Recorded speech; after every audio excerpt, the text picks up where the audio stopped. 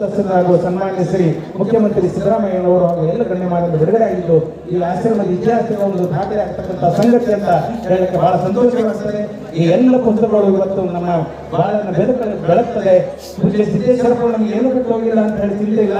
ಜ್ಞಾನದ ಬುದ್ಧಿಗಳೇ ಬಿಟ್ಟು ಹೋಗಿದ್ದಾರೆ. ಆಯುಷ್ಯದಲ್ಲೂ ಸಿದ್ದೇಶ್ವರ ಮಹಾಸ್ವಾಮಿಗಳ ಪ್ರಭಾವಕ್ಕೆ ಒಳಗಾದವರಲ್ಲಿ ಅವರೊಬ್ಬರು ಅಗ್ರಣ್ಯರಾಗಿರ್ತಕ್ಕಂಥ ಸನ್ಮಾನ್ಯ ಶ್ರೀ ಸಿದ್ದರಾಮಯ್ಯ ಸಾಹೇಬ್ರನ್ನ ಬಹಳ ಹೃದಯಪೂರ್ವಕವಾಗಿ ನಾವು ಈ ಕಾರ್ಯಕ್ರಮಕ್ಕೆ ಸ್ವಾಗತಿಸ್ತಾ ಇದ್ವಿ. ಹಾಗೆ ಈ ಕಾರ್ಯಕ್ರಮದಲ್ಲಿ ಪಾಲ್ಗೊಂಡು ತಮ್ಮ ಮಾತುಗಳನ್ನು ಸನ್ಮಾನ್ಯ ಪ್ರಧಾನಮಂತ್ರಿಗಳ ಸಂದೇಶವನ್ನು ಧನ್ಯವಾದಗಳನ್ನು ಜೊತೆಗೆ ಸುತ್ತೂರಿನ ಶ್ರೀ ಜಗದ್ಗುರುಗಳು ಅವರು ಆಗಮಿಸಿ 2 ದಿವಸಗಳಿಂದ ಆಗಮಿಸಿ ಕಾರ್ಯಕ್ರಮ ಪೂರ್ಣಮನ ಕಾರ್ಯಕ್ರಮದಲ್ಲಿ ಪಾಲ್ಗೊಂಡು ಅವರು ಆಶೀರ್ವಾದವನ್ನು ನೀಡಬೇಕಾಗಿ ಅವರಿಗೆ ಮಾಜಿ ಸಚಿವರಾದಂಥ ಶಾಸಕರಾದಂಥ ಶ್ರೀ ವಿನಯ್ ಕುಲಕರ್ಣಿಯವರೇ, ಮಾಜಿ ಶಾಸಕರಾದಂಥ BR ಪಾಟೀಲ್ ಅವರೇ, ಮಾಜಿ ಮೇಲ್ಮನೆಯ ಸದಸ್ಯರಾದಂಥ ಶ್ರೀನಿವಾಸ್ ಅವರೇ, ಆಯ್ತು ಹೇಳಿದೆ. ಈ ಕಾರ್ಯಕ್ರಮದಲ್ಲಿ ಭಾಗವಹಿಸಿರ್ತಕ್ಕಂಥ ಎಲ್ಲ ಪೂಜ್ಯರಿಗೆ ನಮಸ್ಕರಿಸಿ, ಕಾರ್ಯಕ್ರಮದಲ್ಲಿ ಭಾಗವಹಿಸಿರ್ತಕ್ಕಂಥ ಎಲ್ಲ ಆತ್ಮೀಯ ಸೋದರ ಸೋದರಿಯರೇ, ಮಾಧ್ಯಮದ ಎಲ್ಲ ಗೆಳೆಯರು, ಪೂಜ್ಯ ಸ್ವಾಮೀಜಿಯವರಾದಂಥ ಶಿವರಾತ್ರಿ ದೇಶಿಕೇಂದ್ರ ಮಹಾಸ್ವಾಮಿಗಳು, ಪೂಜ್ಯ ಡಾಕ್ಟರ್ ಶಿವಮೂರ್ತಿ ಶಿವಾಚಾರ್ಯ ಮಹಾಸ್ವಾಮಿಗಳು ತಮ್ಮ ಆಶೀರ್ವಚನ ನೀಡದ ಮೂಲಕ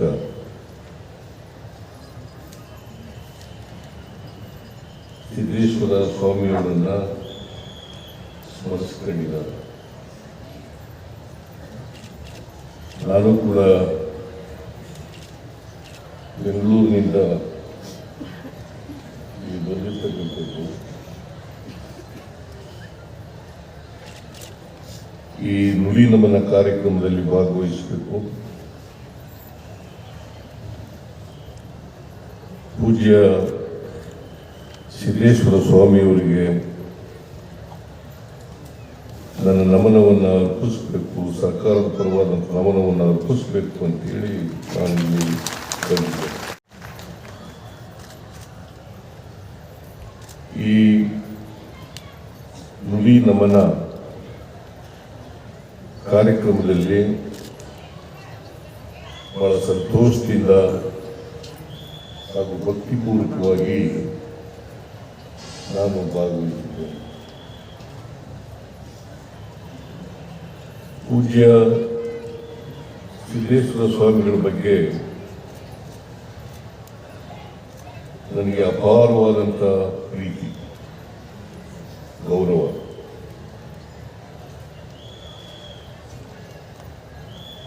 ಅವ್ರ ಜೊತೆಯಲ್ಲಿ ಅನೇಕ ಕಾರ್ಯಕ್ರಮಗಳಲ್ಲಿ ನಾನು ಭಾಗವಹಿಸಿದ್ದೇನೆ, ವೇದಿಕೆ ಹಂಚಿಕೊಂಡಿದ್ದೇನೆ. ಅವರು ಸಾಮಾನ್ಯವಾಗಿ ಯಾವುದೇ ಕಾರ್ಯಕ್ರಮಕ್ಕೆ ಬಂದರೂ ಕೂಡ ವೇದಿಕೆ ಮೇಲೆ ಕೂತ್ಕೊಳ್ತಾ ಇದ್ದದ್ದು ಬಹಳ ಕಡಿಮೆ, ಕೆಳಗಡೆನೇ ಕೂತ್ಕೊಳ್ಳೋದು. ನಾವು ಒಂದ್ಸಾರಿ ಬೀಜಾಪುರಕ್ಕೆ ಬಂದಿದ್ದೆ, ಬಸವ ಜಯಂತಿ ಕಾರ್ಯಕ್ರಮ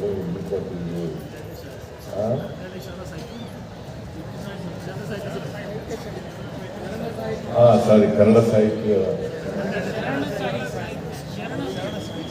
ಸಾಹಿತ್ಯ ಒಂದೇ ಬಸವ ಜಯಂತಿ, ಶರಣ ಸಾಹಿತ್ಯ, ಬಸವಣ್ಣವ್ರು ಬಿಟ್ಟು ಶರಣ ಸಾಹಿತ್ಯ. ಅದರಿಂದ ಶರಣ ಸಾಹಿತ್ಯಕ್ಕೆ ಬಂದಿದ್ದೆ ನಾನು. ಯಾಕೆಂದರೆ ಇಡೀ ಶರಣ ಚಳವಳಿಗೆ ನಾಯಕತ್ವ ಕೊಟ್ಟಿದ್ದಂಥವ್ರು ಬಸವಣ್ಣವರು. ಹಾಗಾಗಿ ಶರಣ ಸಾಹಿತ್ಯ ಅಂತಂದ್ರೆ ಬಸವಣ್ಣ ಅಂತಂದ್ರೆ ಶರಣ ಸಾಹಿತ್ಯ. ಆ ಶರಣ ಸಾಹಿತ್ಯ ಕಾರ್ಯಕ್ರಮಕ್ಕೆ ನಾನು ಬಂದಿದ್ದೆ. ಎಂ ಬಿ ಪಾಟೀಲ್ ಅನೇಕ ಸಾರಿ ಅವರಿಗೆ ಮೇಲ್ಗಡೆ ಬರಲಿ ಅಂತ ಆಹ್ವಾನ ಮಾಡಿದ್ರು.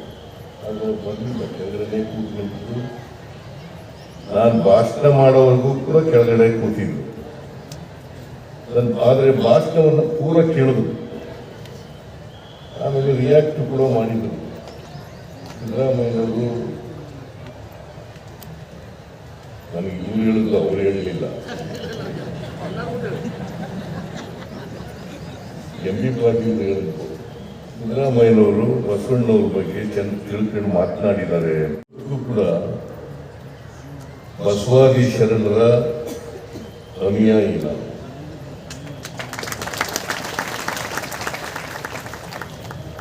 ಬಸವಾದಿ ಶರಣರು ನಮ್ಮ ಸಮಾಜದಲ್ಲಿರ್ತಕ್ಕಂಥ ಡೊಂಕುಗಳೆಲ್ಲ ಹೋಗಿ ಜಾತಿ ರಹಿತವಾದಂಥ, ವರ್ಗ ರಹಿತವಾದಂಥ ಸಮ ಸಮಾಜ ನಿರ್ಮಾಣ ಆಗಬೇಕು ಅಂತಕ್ಕಂಥ ಕನಸನ್ನು ತೆಗೆದು ಬಹುಶಃ ಸಿದ್ದೇಶ್ವರ ಸ್ವಾಮೀಜಿಗಳು ಕೂಡ ಅಂಥದೇ ಕನಸನ್ನ ಕಂಡಿದ್ದಂಥವ್ರು. ವರ್ಗ ರಹಿತವಾದಂಥ, ಜಾತಿ ರಹಿತವಾದಂಥ ಸಮಾಜವನ್ನು ಕಾಣಬೇಕು. ಅವರು ಅವರ ವಿಲ್ಲಲ್ಲಿ ಕೊನೆಯಲ್ಲಿ ಬರೆದಿರ್ತಕ್ಕಂಥದ್ದನ್ನು ತೋರಿಸಿದ್ರು.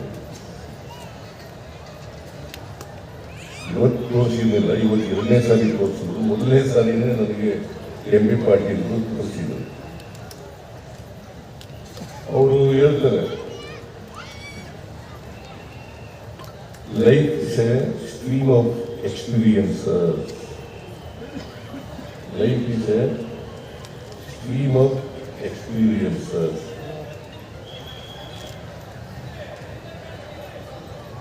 Our life should be free from hate and jealous. Hate and jealous. ಅವರು ಇಂಗ್ಲಿಷ್ನಲ್ಲಿ ಬರೆದಿದ್ದಾರೆ. For me life is a stream of experiences. It is to be made rich by philosophical thinking and scientific knowledge. It is to be made noble and beautiful with fine feelings, free from hate and jealousy.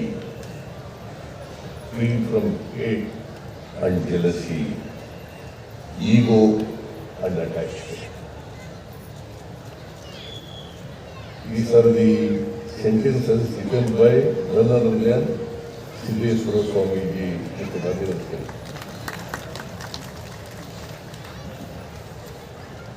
This is a ಸಾಧನ.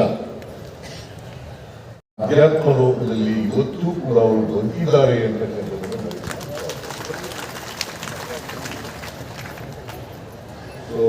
ಅವರ ಬದುಕಿನಲ್ಲಿ ಅವರು ಅಳವಡಿಸಿಕೊಂಡಿದ್ದಂಥ ನೀತಿಗಳು, ಆದರ್ಶಗಳು, ಅವುಗಳನ್ನು ಪಾಲನೆ ಮಾಡ್ತಕ್ಕಂಥ ಪ್ರಯತ್ನವನ್ನು ನಾನು ಮಾಡ್ತೇನೆ, ನಮ್ಮ ಸರ್ಕಾರನೂ ಕೂಡ ಮಾಡ್ತದೆ ಅಂತಕ್ಕಂಥ ಮಾತುಗಳನ್ನು ಹೇಳಿ ಅವರಿಗೆ ಬಹಳ ಭಕ್ತಿಪೂರ್ವಕವಾಗಿ ನಮನಗಳನ್ನು ಸಲ್ಲಿಸಿ ನನ್ನ ಮಾತನ್ನು ಮುಗಿಸ್ತೇನೆ.